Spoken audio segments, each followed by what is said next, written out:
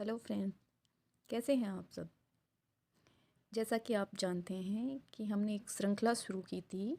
जो भी important question हैं आने वाली एग्ज़ाम्स के लिए, खासकर रीट के लिए, तो उसी कड़ी में हम मौर्य काल से संबंधित बहुत ही महत्वपूर्ण क्वेश्चन कर रहे हैं और इसमें से एक क्वेश्चन आपको ज़रूर मिलेगा। तो क्वेश्चन नंबर 1, अशोक के समय में पाटलिपुत्र में कौन सी बौद्ध संगति का आयोजन किया गया था।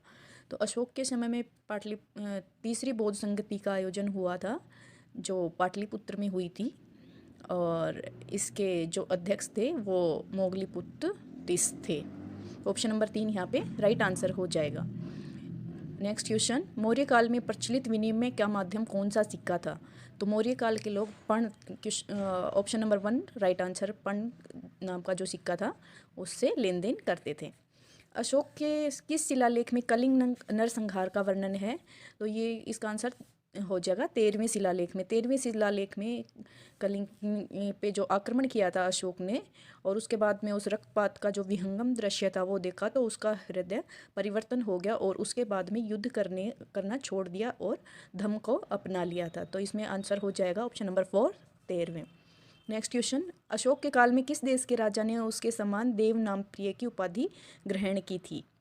तो ये श्रीलंका के, ऑप्शन नंबर 4 राइट आंसर हो जाएगा। श्रीलंका के जो राजा थे उनका नाम था तिश, और उन्होंने देवनाम प्रिय की उपाधि धारण की थी। बहुत ही इम्पोर्टेंट क्वेश्चन है और एग्जाम्स में आता भी है। नेक्स्ट क्वेश्चन, किस प्राचीन ग्रंथ में विवरण दिया गया है कि भारत में दास प्रथा नहीं थी। तो इंडिका मैक्सनीस की पुस्तक है और इसमें कहा गया है कि भारत में दास प्रथा नहीं थी। शी यू की वेन सांग की पुस्तक है, और दीपवंश महावंश ये बौद्ध धर्म से संबंधित ग्रंथ हैं। अर्थशास्त्र विष्णु शर्मा कौटिल्य का ग्रंथ है। इन सभी में मौर्य शासनकाल से संबंधित जानकारी दी गई है। मौर्य सम्राट अशोक का नाम किस अभिलेख में पाया गया है। तो इसका आंसर हो जाएगा मास्की एवं गुर्जरा। मास्की गुर्जरा अभिलेख में अशोक का नाम अशोक मिला है, अन्य अभिलेखों में नाम नहीं मिला है। तो फ्रेंड्स, ये क्वेश्चन है कि किस प्राचीन ग्रंथ में विवरण दिया गया, नेक्स्ट क्वेश्चन है, मौर्य सम्राट अशोक का नाम किस अभिलेख में पाया गया है।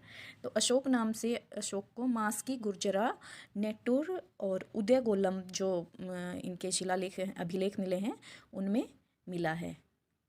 नेक्स्ट क्वेश्चन, सेल्यूकस ने किस राजदूत को चंद्रगुप्त के दरबार में भेजा था। तो मैक्सनीज को भेजा था और इनकी पुस्तक का नाम इंडिका था। निम्न में से मौर्य काल का मुख्यतः भूमिकर था।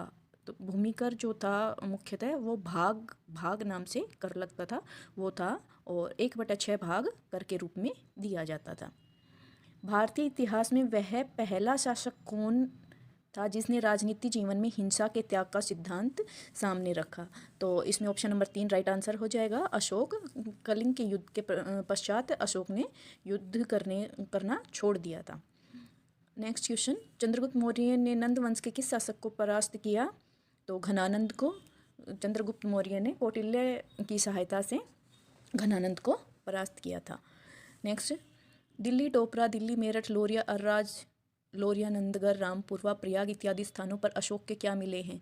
तो यहाँ से अशोक के स्तंभ लेख मिले हैं, और जो स्तंभ लेख हैं वो ब्राह्मी लिपि में लिखे गए हैं। बाकी जो शिलालेख हैं वो ब्राह्मी और खरोष्टी, अरेमाइक इत्यादि अलग अलग लिपियों में लिखे गए हैं, परंतु जो स्तंभ लेख हैं वो केवल और केवल ब्राह्मी लिपि में लिखे गए हैं। तो ये आप ध्यान रखना। प्रांतीय शासन का सर्वप्रथम उल्लेख मिलता है। तो मौर्य काल में सर्वप्रथम प्रांतीय शासन का उल्लेख मिलता है। नेक्स्ट, कौटिल्य के अर्थशास्त्र का प्रमुख विषय था राजनीति। तो कौटिल्य का अर्थशास्त्र राजनीति से संबंधित ग्रंथ था, मौर्य काल से संबंधित। अशोक ने अपने राज्याभिषेक के 8वें वर्ष में किस राज्य पर आक्रमण किया जिसमें भयंकर नरसंहार हुआ। तो ये किया था कलिंग पे। ऑप्शन नंबर 3 राइट आंसर हो जाएगा। वर्तमान में कलिंग उड़ीसा में है।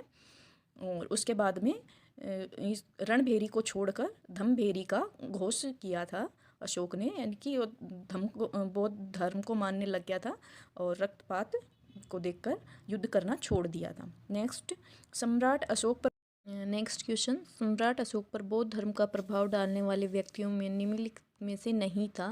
तो ऑप्शन नंबर 4 हो जाएगा, फाहियान नहीं थे। मोगलीपुत्तिस, निग्रोथ और उपगुप्त इनसे संबंधित थे। उपगुप्त ने इनको बौद्ध धर्म में पारंगत किया था और मोगलीपुत्तिस ने जो इनके समय में बौद्ध संगीति हुई थी उसकी अध्यक्षता की थी। नेक्स्ट, सर्वप्रथम किस सम्राट ने जी और जीने दो का पाठ पढ़ाया?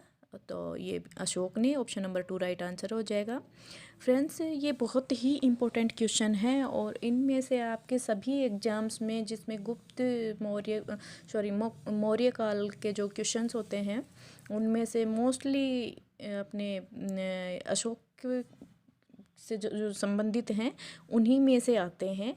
तो आपको इन क्वेश्चंस को ज़रूर पढ़ना है और हमारे चैनल को सब्सक्राइब, लाइक और शेयर भी करना है।